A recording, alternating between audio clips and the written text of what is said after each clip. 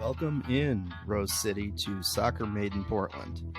I'm Ryan Clark, joined once again by Chris Reifer, back in town. I'm back. Back. He may have been in town the whole time, but yeah, back in our town, Soccer Town, to discuss Soccer City, some of the latest. USA, I believe, is Portland's name, which is a That's very true. authentic town, name that not is a specific to Portland. No other place is Soccer City, USA, or any variant of that. You're gonna make some enemies, like right. I mean, you're gonna piss people off like right out of the gate here. Yeah, that's the goal. That's the goal. To be clear, I'm not being serious. This is deeply tongue in cheek, given the number of various municipalities around the country that claim to be Soccer Municipality USA. Nobody's claimed actually Soccer Municipality USA. So that one's out there. Every other variant has sadly been claimed a few times over. Soccer designated place USA, maybe like a town of like 20 people that all of them just freaking love soccer. I don't know. Yeah. Just spitballing. Yeah, I don't know. So I like Soccer Municipality USA. Okay. In Soccer Municipality /City USA over the weekend, the Portland Thorns defeated Gotham FC 1-0 in a game where they really controlled the midfield. They saw some strong performances from, as one might expect, Sam Coffey, who had a tremendous assist to Hina Sugita for the goal. And Olivia Moultrie stepped up big in the midfield, I thought, as well. Somebody who does not start often and, faces a crowded midfield with a lot of talent and, competes with people like Rocky Rodriguez and at times Christine Sinclair for midfield minutes, but, stepped up and proved that I think she has to sort of be part of the conversation going forward, even, in the playoffs. You don't want to switch things up too much, and you want to rely on the players you have been relying on throughout the season. But Moultrie did great. I think an overall strong performance from the Thorns, limiting a Gotham side that has a lot of attacking talent. You think about the opportunities that Gotham had throughout this game. The only one that really, may have made the hair on the backs of the Thorns fans' necks stand up would be the Lynn Williams chance at the very end, which would have, as we talked about off air, that would have been really rough given the overall performance to sort of give that goal up at the end. And a great save, by the way, from Bella Bixby to keep that one out. That's a big moment for a goalkeeper in a game in which she didn't have a ton to do.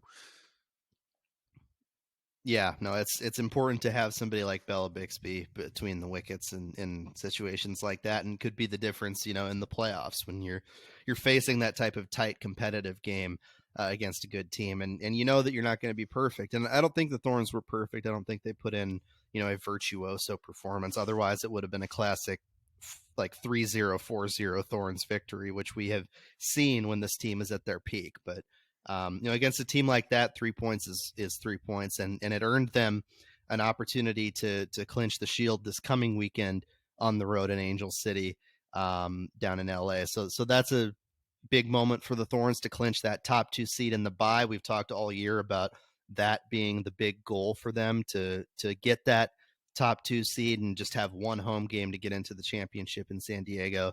Now you want to set yourself up to have 2 major, essentially, trophies that you come home with, 2 banners to hang from this season. You want that Shield, and you want to be the first team in NWSL history to not only be Shield winners, but also champions, and a 4th championship to establish the dynasty.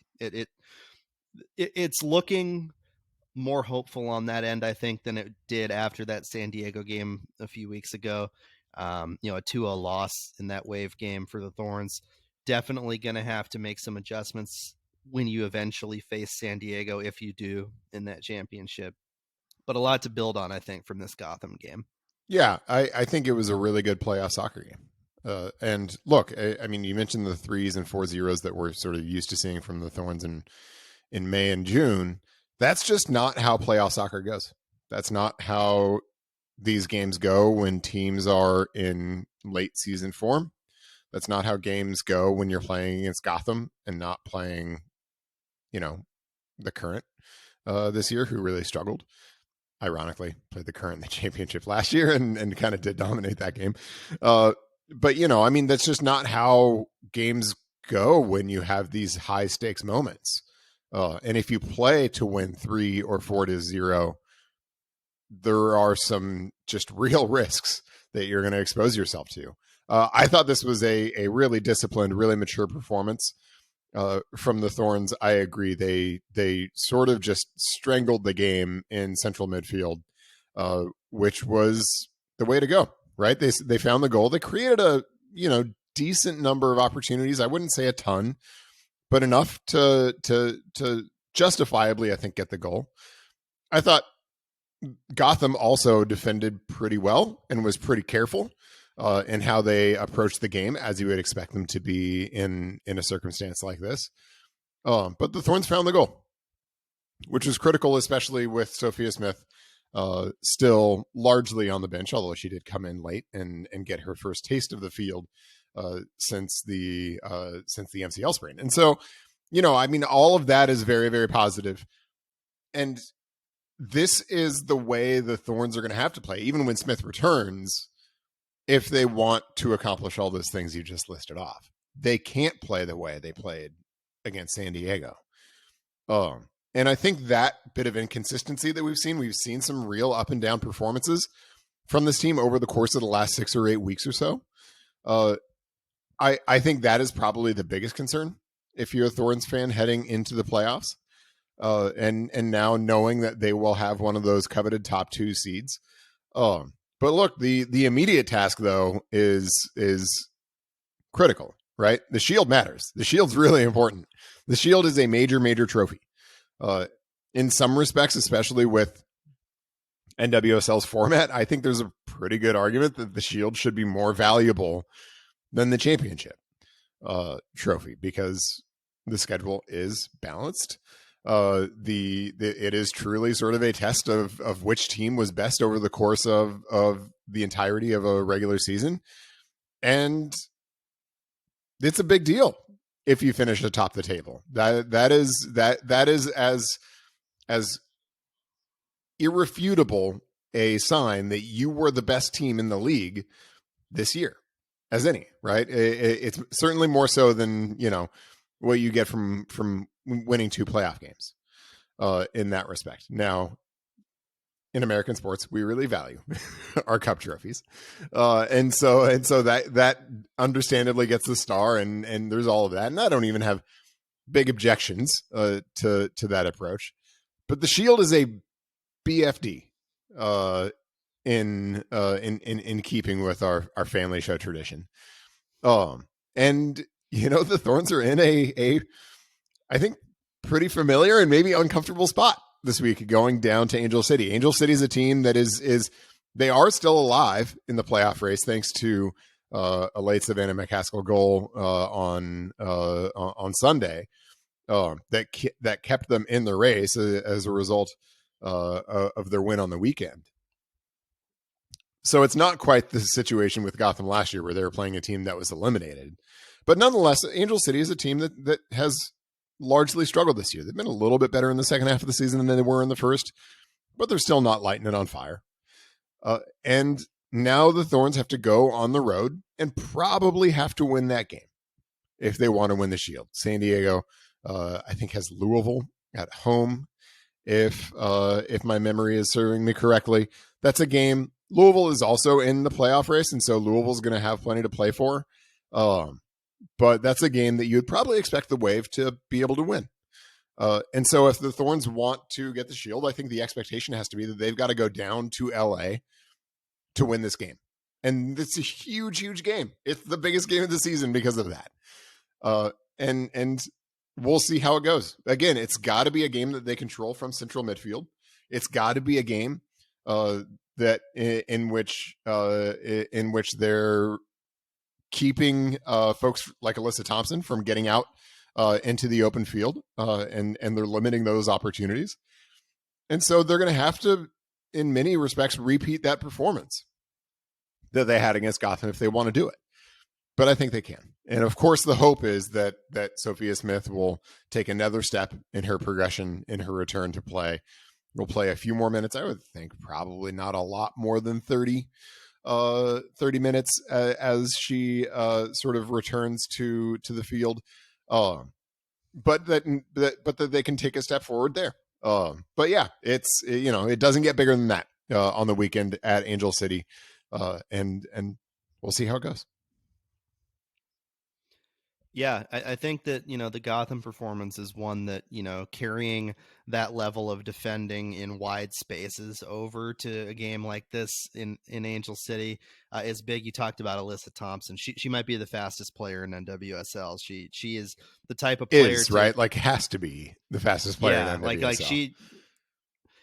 I mean, you could quantify it however you want, but, the eyeball test alone shows you that she's unbelievably quick. And that type of player, you think about others like, Trinity Rodman this season, who have given the Thorns a little bit of trouble on the outside. And against a Gotham team Caroline, that likes to play with pace in North Carolina. Yeah, Caroline with North Carolina. Yeah. So there's been multiple players like that have given the Thorns fits at times. And there have been games where, given their defensive shape and their structure, the Thorns have been able to sort of respond to those type of challenges well.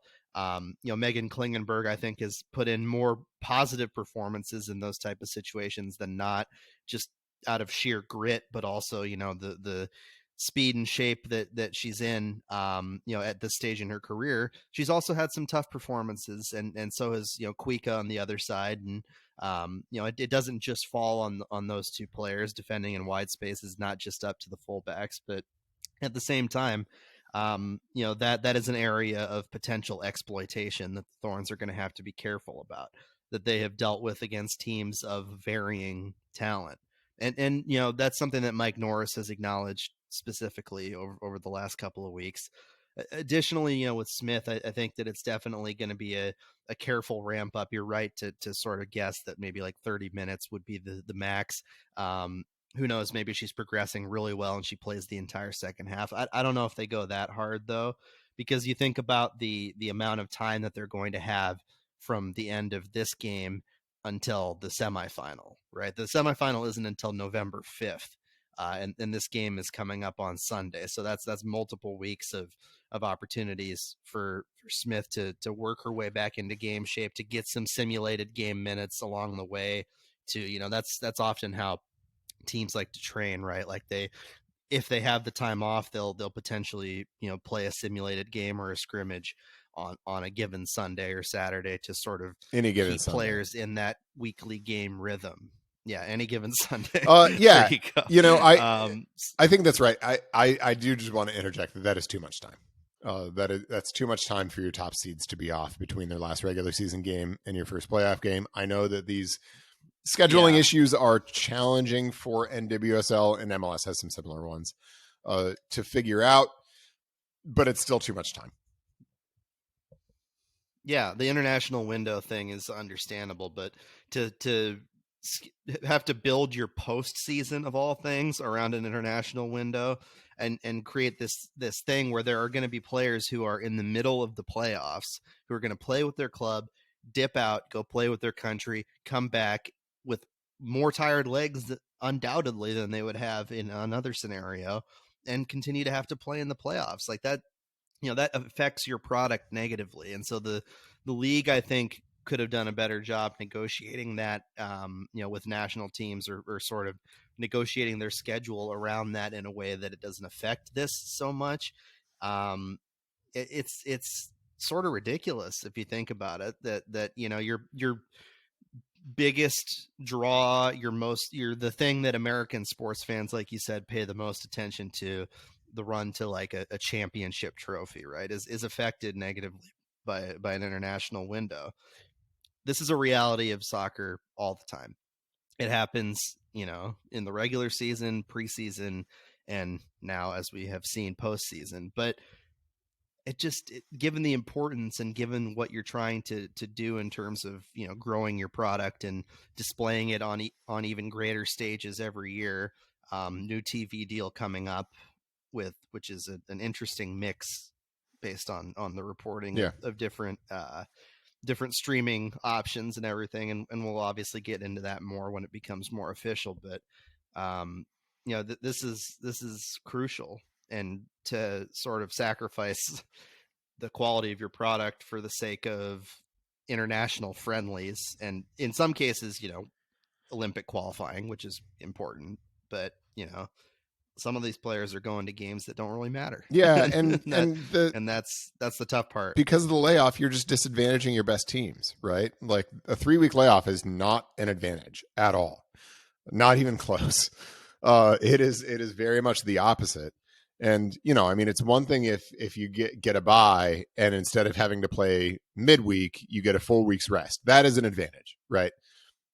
If you don't have to turn around after decision day on Saturday, play Wednesday, and then play again the following Saturday if you win, that would be an advantage, right? If you get the full week's rest. But any more than that, and you're really disadvantaging your top 2 teams, because it is better to keep playing. It is better to stay in rhythm, to stay sharp. And as much as you try to simulate games when you have long layoffs like this, it's just not the same as stepping into an actual honest to goodness playoff game. And it's an advantage as long as folks can stay healthy and not be suspended and that kind of thing. It's an advantage to have been in one of those coming into something like a semifinal. So, look, I don't mean to jump up and down on NWSL for this, because it's not entirely within their control.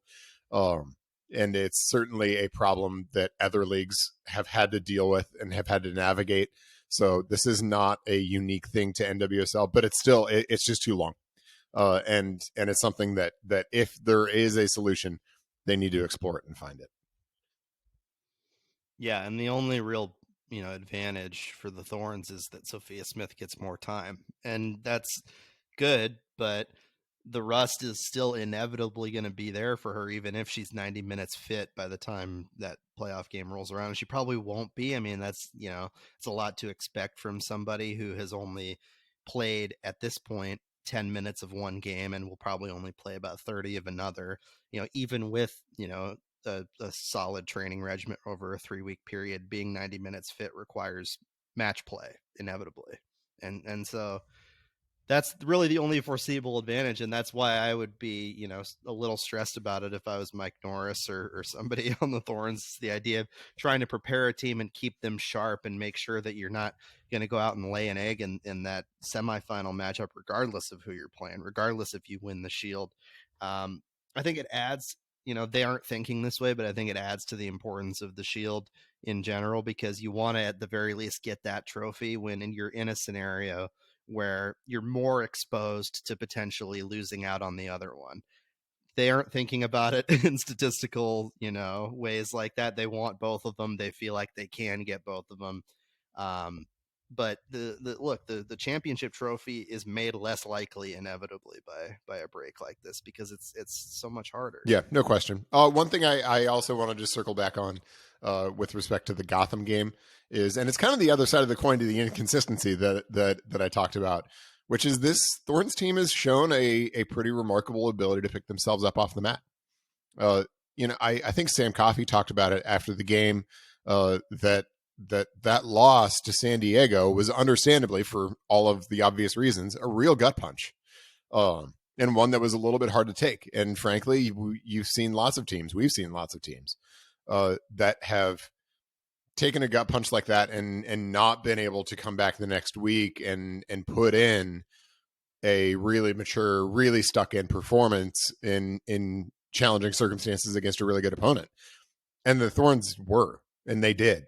And we've seen them do that a few times this year. I think it speaks to the culture within the team, the leadership that they have within the team, and just across the team, the number of leaders they have, the maturity that they have in so many different positions on the field. Christine Sinclair, Crystal Dunn, Becky Sauerbrunn, Sam Coffey. I mean, you could go on. All of these players are really mature, professional, intelligent players, and I think they've done a really a superlative job of, even when they have those down performances, making sure that's not something that bleeds into multiple weeks, because that was very much on my mind after the loss against San Diego. about whether that was one that was a little bit of a sign that maybe they were in a bit of a rut. And I think the performance against Gotham just completely puts that concern to rest.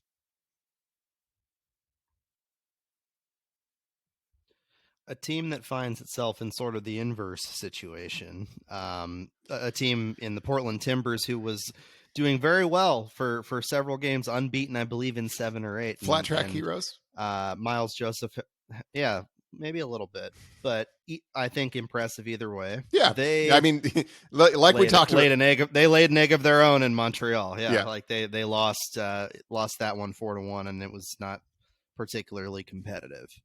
Not at all competitive. I mean, and not to be too dismissive of the Timbers as flat track heroes. I think they probably were flat track heroes to some extent over the course of that stretch, but that's a lot better than what they were earlier in the season, which was very often, I think the stupid cliche I used a few weeks ago, and I'm going to stick to it, was flat track roadkill.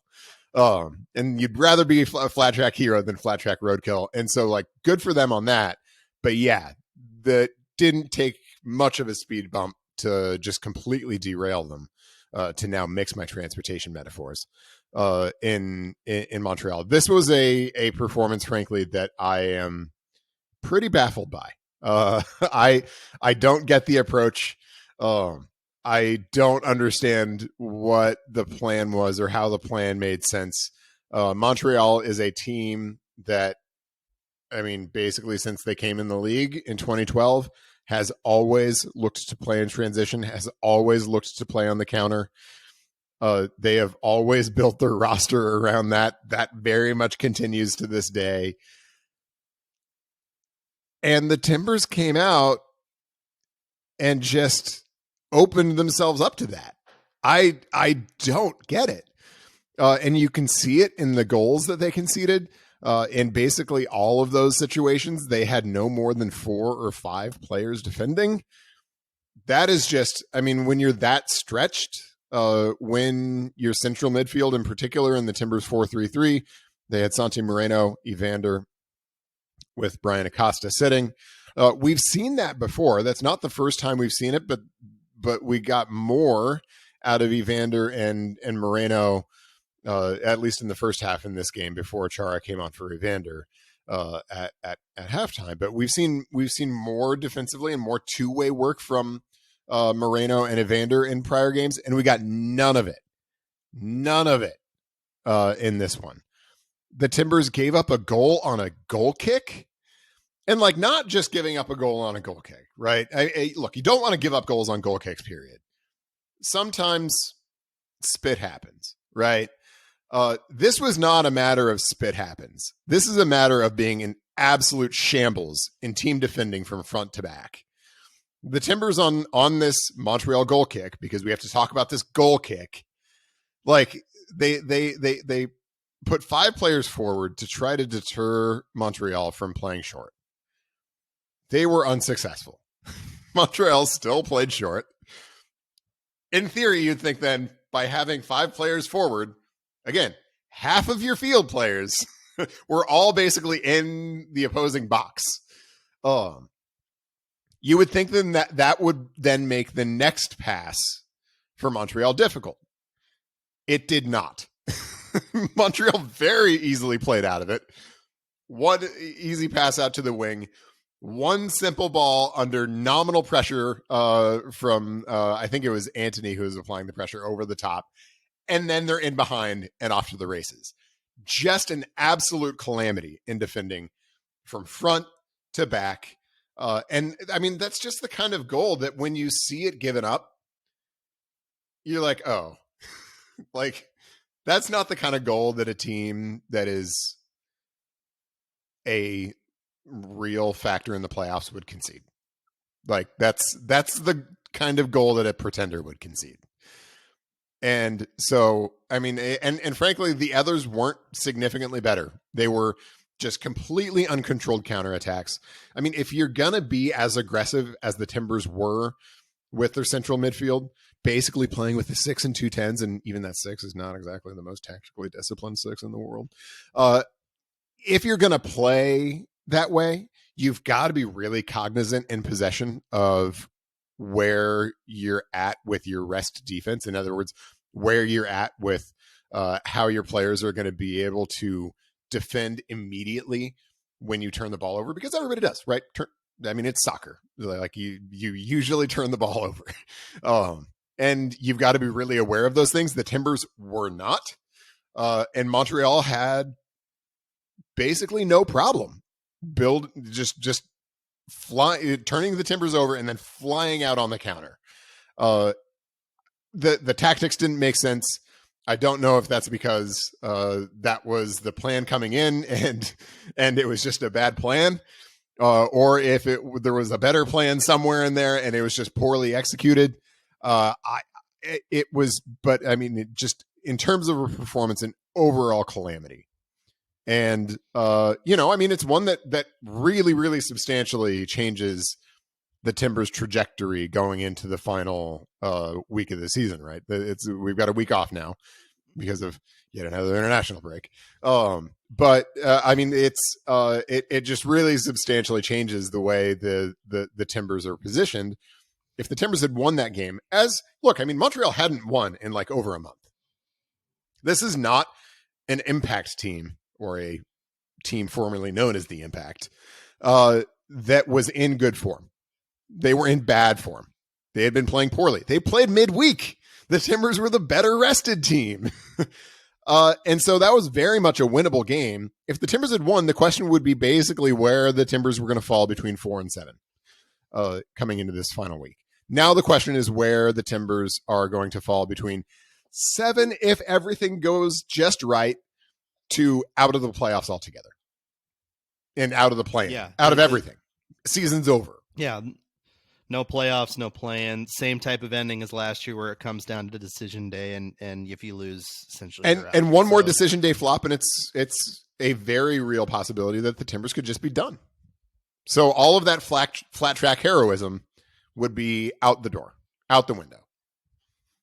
Yeah, I think I think there are positives to take away from that stretch, regardless of whether the team makes the postseason. But it's sort of, will fall on empty ears if you're somebody on the outside looking at this Timbers team. There's going to be major changes in the offseason anyway, I think, regardless of how this last stretch goes. But it affects multiple things. It affects Miles Joseph's chances, frankly, of being hired as the next coach. He's somebody that, I'm sure wants this opportunity and wants this job and has yet to, formally interview, but is among the major candidates, as was reported by Tom Bogert last week. And let me tell you, it is an accessible group to beat out. Whoever wins that coaching race based on the names that we've seen floated will be yet another flat track hero, because they look, Jurgen Klopp is not on that list. Is not being interviewed for this job. Pep Guardiola is not among the candidates. This is a decidedly different level quality of candidate that the Timbers are looking at. Yeah, and I don't think that names like that would probably ever be in the discussion anyway. But yeah, we're a couple leagues down from that in terms of the names that we've seen. Yeah, and Alex Barnes and I spoke about this last week, and the sort of surprise of some of the names that you saw on that list. But is it a surprise? Miles is, well, depends who you ask. I mean, look. I know. This is a point that has caused the club some consternation. But when you have within a club repeated opportunities coming out of a period of some turbulence to bring in sort of impactful leadership, and time after time after time, you hire internally, it shouldn't come as a huge shock to anybody if at least one of the factors that led to all those internal hires was a difficulty attracting good competitive external talent. And obviously the Timbers are considering external talent for this now 4th major position that they've had to hire in the last year plus. And lo and behold, the external talent that we've seen connected to it ain't great. I mean, of the four names, Phil Neville. Look, Phil Neville. If the Timbers hire Phil Neville, first one that comes to mind. If the Timbers hire Phil Neville, we are going to have an episode of this podcast that will not be a family show. It's going to come with like that stamp on the cover, the explicit lyrics, parental advisory stamp. If the Timbers hire Phil Neville, there is going to be a show that's not going to be a family show. But look, I mean, of the 4 names that we heard, 3 of them are recently fired MLS coaches who led their teams into the wooden spoon race this year. That's 75%. Folks, like, that's not great. And look, I understand how you can make arguments for some of these folks, a Robin Fraser or an Ezra Hendrickson, if you kind of squint. But like the recent track record, not super great. And I get it. Not entirely attributable to them. There are other issues in both of those clubs, the Chicago Fire and the Colorado Rapids, but not super great. Dome Torron, who did well with NYCFC back in 2019, which honestly, I don't even know is a year that we consider as recent history anymore, given everything that's happened between now and then, has had 2 jobs since then, neither of which he stayed in more than 6 months. Like, this is a bad list. It's a bad list. And I hope there are better candidates who were not named, who are likelier. But like, this very much falls in line with the concern that we've had over the course of the last year or so, that the external talent who would be interested in major jobs aren't interested in jobs with the Timbers. And I think in terms of context with these candidates, for people who are on the outside and they sort of just, consume the media information as it comes, right? The names that get leaked to the media by, quote unquote sources with knowledge of the process, yada, yada. Typically, and I'm not saying necessarily that it's the case here with Tom's reporting and with this situation, but typically the people who share that information do so because they believe it to be a public relations benefit to them to tout the names of the individuals that they are interviewing. That very well could be the case in this specific case. And if that is, there are people like yourself included, Chris, on the outside who are in many ways confused by that, by the choice to sort of have these be the names that you sort of trot out there and say, hey, look at who we're interviewing. Isn't that cool? Do y'all remember NYCFC's 2019 MLS regular season campaign? It was a good one. We're talking to that guy. Yeah, and it doesn't hit quite as well as I think they would hope. Yeah. Yeah, no, it didn't hit with fans very well, and I'm not sure that the front office necessarily cares what the fans think about the coaching hires, but the Neville thing in particular, and we Alex and I talked about this last week, is the most confounding of all, because he had very public, inappropriate things that were said by him and attitudes expressed that are just completely, unacceptable to anyone, let alone the fans of the Timbers, who have already put up with a great deal of very public mistreatment of women in particular as a central issue that, all the people are passionate about, and for good reason, but they've had to deal with, and that the women, who've been victimized by the last several years have had to deal with. And what type of message would that send somebody who is so flippant about those type of issues, regardless of the credentials, and even credentials don't really speak. He has well not performed well as a soccer coach either. Like, I just don't get it. He coached an English women's national team that immediately got manifestly better when he left. He coached a Miami team that could literally bring in the greatest player to have ever walked the earth and still could not make the playoffs after he left, because he dug them into such a deep, deep, deep hole. And so to see see that name bandied about with the Timbers, oh my goodness. Like I said, if he's the hire in the end, cover take the kids out of the room for that episode.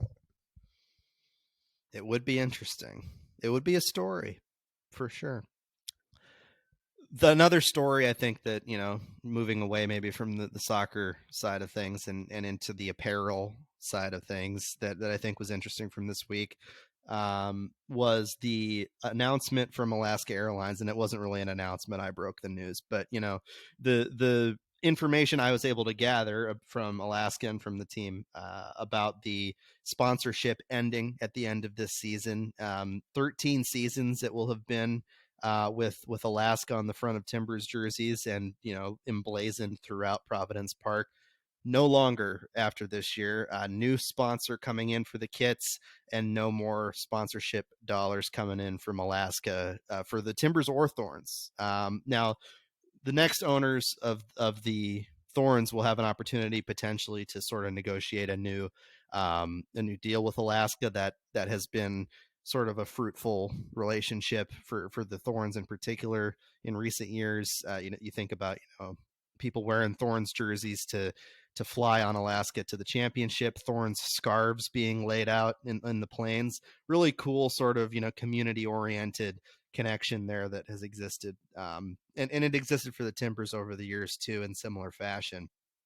But new sponsor coming on the kits and an end of an era that lasted a whole heck of a lot longer than most kit sponsorships, which is a unique thing, but coming to an end at an interesting time, given that 1 year or so ago Alaska said it would be redirecting its sponsorship money following the release of the Yates report, and multiple other sponsors over the last year, to my understanding, sort of dropping out or ending their partnerships with the Timbers and Thorns organization. So a lot of layers to it, but either way, an end of an era. It is the end of an era. This has been a partnership that has obviously gone back to the club's sort of ascension to MLS. And it has been one that I think has been very, very fruitful for both Alaska and the Timbers and Thorns. So it's the end of an era. I hesitate somewhat to speculate as to Alaska's reasons for deciding that this isn't a partnership that they wanted to continue into the future. I think there's some decent writing on the wall. if you want to try to do that, certainly their shift of sponsorship money over to the NWSL PA following the release of the Yates report is, I think, certainly evidence from which somebody could conclude that those two things are related. And look, I think if that's the case, it's not hard to understand, right? The benefit for corporate sponsorship of sports teams and what those corporations want is they want to essentially draft off the goodwill that the sports team has in the community, right? They want to associate their brand with something in the community that is visible and that people enjoy and is positive. And so if there's not as much goodwill from the sports team in the community, then the value of that partnership just goes down really quickly for whatever entity it is. So I don't know exactly why Alaska chose to do this. It seemed like they were being fairly coy, as you would expect them to be, about their internal thinking. But it's yeah, and it was also publicly shared as a mutual decision. But as we know in sports, that can be an agreement that public relations and people can come to sort of smooth over the cracks of a situation. I'm not saying that's the case here, but as you so eloquently noted, the writing is very much on the wall, based on what happened last year. And you know what I don't think happened? I don't think the Timbers and Thorns went to Alaska and were like, we are really tired of taking your money. we do not want it anymore. No, thank you. Kindly. I don't think that happened. And so, I mean, you can read it. And I don't think there was a better offer out there either. Yeah. I don't think that, there was another company that was, beating down the door of the Timbers and trying to become the kit sponsor. I think they'd been working together. They were fairly well established. And Yeah. So The money was really good too. So yeah. You can read into whatever you want from that characterization of Mutual. I don't read much into it at all. I think the writing on the wall speaks louder than that does.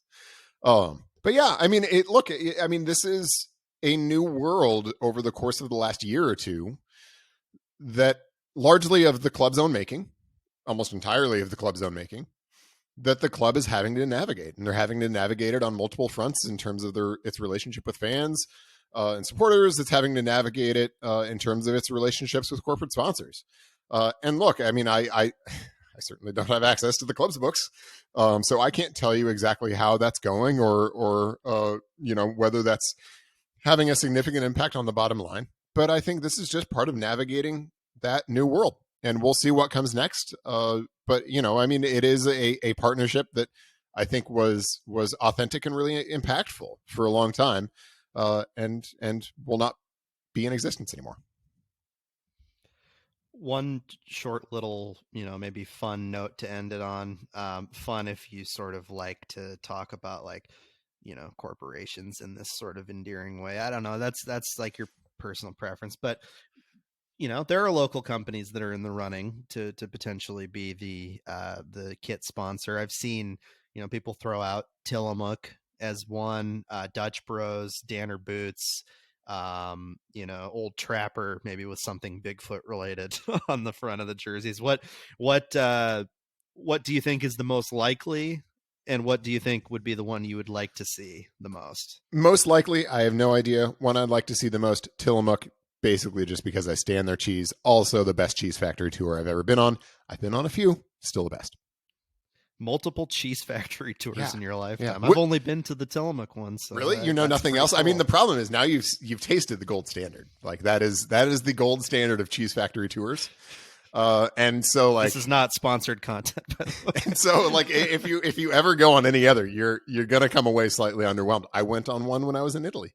I toured a Parmesan cheese factory, which was fun. Oh, dude, I did that too. What am I talking about? Yeah, I was thinking which was fun, tasty, had some nice Parmesan cheese. Doesn't stack up to the Tillamook tour. I enjoyed the Parmesan one actually more now that I remembered that I actually did that, because I seeing the aging process and being up close to the wheels and seeing the artisan nature by which they do this, and it's not as mass production of a facility as what Tillamook's got going. I'm a Tillamook cheese man through and through. Bill Oram would be furious if I did not give them their flowers, but I don't know, the artisan approach to food that people have in Italy in particular, but also in Europe, is something that stands out compared to the U.S. Not saying that Tillamook doesn't sort of have an Americanized version of that approach, but they're a big company, man. You freaking can find Tillamook all over this nation and world at this point. So I just love the fact that like we've got our local cheese maker that like you can go to other parts of the country and the only place you'll find their cheese is in like the fancy aisle. That speaks volumes. That's when you've made it. That's right. When you make it to the fancy cheese aisle. I think that Tillamook would be one I would like to see too, in terms of most likely, and this is not based on any inside information, but the obvious ones based on the size of sponsorship with the Timbers are Tillamook, Dutch Bros. Old Trapper has done stuff with Timber Joey. There's been Sasquatch and Timber Joey content online. It could be any number of those. I don't see it being a bigger outside name unless there's been some secret negotiations going on that I'm not privy to at this point, and I'm not really privy to any of that. I don't work for the business end of the Portland Timbers, but at the same time, it seems most likely just based on the size of those sponsors. Okay, so important question coming out of all this: do you think on his way out of town, Damian Lillard made it to the coast and went on the Tillamook Cheese Factory tour before he left Portland? No, I think that the moment the trade went through, he was on the first private flight he could get to Milwaukee to go look at houses. I mean, it was so. I haven't talked about this whole situation on the podcast yet, but it was so fraught and so messy, and I think that the team is benefiting greatly from having moved on and being able to sort of enter this new era. Not benefiting greatly, maybe just able to move on. It's good. But no, I don't think Damian Lillard made it to the coast. I don't think he really cares that much about getting out there. Nonetheless, he should. And while he's at the coast, he should take an hour and go on the Tillamook Cheese Factory tour. I agree with you. But at the same time, he has maybe another opportunity to do that. When one or two things a couple championships with Giannis in Milwaukee. He's talked about wanting to come back to the organization. Now that's going to take a whole heck of a lot of fence mending for that to be the case. But he's talked about wanting to retire as a Blazer, wear the jersey again. Maybe when that happens, maybe on his return trip, he's older, wiser, has a few more rings on his fingers. He will make that pilgrimage to the Tillamook Cheese Factory and to the go Oregon get yourself coast. And Dame, go get yourself some curds and ice cream. Yeah, and while you're at it, once you're done with that, go to Seaside or Cannon Beach and get Cannon Beach over Seaside every day of the week, twice on Sundays. Come on, we've talked about this. Yeah, this is an anti-Seaside podcast. That's right. Over the last year, but I like Seaside for the nostalgia because I went there a ton when I was a kid, and basketball tournaments there for my brother and everything else. But yeah, it's a lot of places on the coast before I'd go to Seaside. A lot less tourist trappy places on the coast, and many of them with far more stunning and beautiful landscapes in general. Respect to Seaside, but Oceanside TID elsewhere. It's beautiful. Okay, this podcast has gone off the rails. We should probably end it. Yeah, we're done. You can follow us on Twitter at SoccerMaidenPDX, at Chris Reifer, at Ryan T. Clark. Follow us and like us and subscribe to us wherever you get your podcasts. Make sure to leave a review if you so choose. We always appreciate feedback. And we will see you next week after the Thorns either clinch the Shield or maybe something else happens. Who knows? But we will be back next week to talk that and look ahead to that game for the Timbers against Houston. We'll see you then.